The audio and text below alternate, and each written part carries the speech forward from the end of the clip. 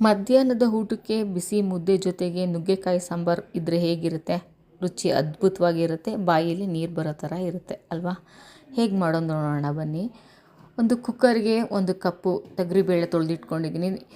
ತೊಗರಿಬೇಳೆ, ಈರುಳ್ಳಿ, ಆಲೂಗೆಡ್ಡೆ, ಟೊಮೊಟೊ, ಸ್ವಲ್ಪ ಅರಿಶಿಣ, ಸ್ವಲ್ಪ ಜೀರಿಗೆ, ಕರಿಬೇವಿನ ಸೊಪ್ಪು, ಒಂದು ಚಿಕ್ಕ ಉಂಡೆಯಷ್ಟು ಹುಣಸೆಹಣ್ಣು, ಸಾಂಬಾರು ಪುಡಿ, 1 ಲೀಟರ್ ನೀರು ಹಾಕಿ ರುಚಿಗೆ ತಕ್ಕಷ್ಟು ಉಪ್ಪನ್ನ ಸೇರಿಸಿ ಲಿಡಲ್ ಕ್ಲೋಸ್ ಮಾಡಿ 2 ವಿಷಲ್ ಕೂಗಿಸ್ಕೊತಾ ಇದ್ದೀನಿ.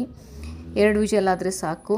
2 ವಿಷಲ್ ಆಗಿದೆ. ಈಗ ಕುದೀತಾ ಇರೋ ಸಾಂಬಾರಿಗೆ ಕಟ್ ಮಾಡಿ ಇಟ್ಕೊಂಡಿರೋ ನುಗ್ಗೆಕಾಯಿ, 2 ಬೆಂಡೆಕಾಯಿ ಹಾಕಿದ್ರೆ ಸಾಂಬಾರು ಅದ್ಭುತವಾಗಿರೋ ಟೇಸ್ಟ್ ನೆಕ್ಸ್ಟ್ ಲೆವೆಲ್ ಅಂತಲೇ ಹೇಳ್ಬೋದು.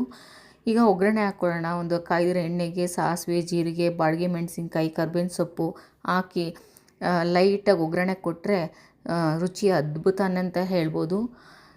ಕುದೀತಾ ಇರೋ ಸಾಂಬಾರಿಗೆ ಅದನ್ನು ಹಾಕ್ಬಿಟ್ಟು ಸ್ವಲ್ಪ ಕೊತ್ತಂಬರಿ ಸೊಪ್ಪು ಹಾಕಿದ್ರೆ ಟೇಸ್ಟ್ ನೆಕ್ಸ್ಟ್ ಲೆವೆಲ್ ಅಂತಲೇ ಹೇಳ್ಬೋದು. ಸಿಂಪಲ್ಲಾಗಿ ಮಾಡ್ಕೋಬೋದು. ನೆಕ್ಸ್ಟ್ ವಿಡಿಯೋದಲ್ಲಿ ಸಿಗ್ತೀನಿ. ಹೀಗೆ ಸಪೋರ್ಟ್ ಮಾಡ್ತಾಯಿರಿ. Thank you so much.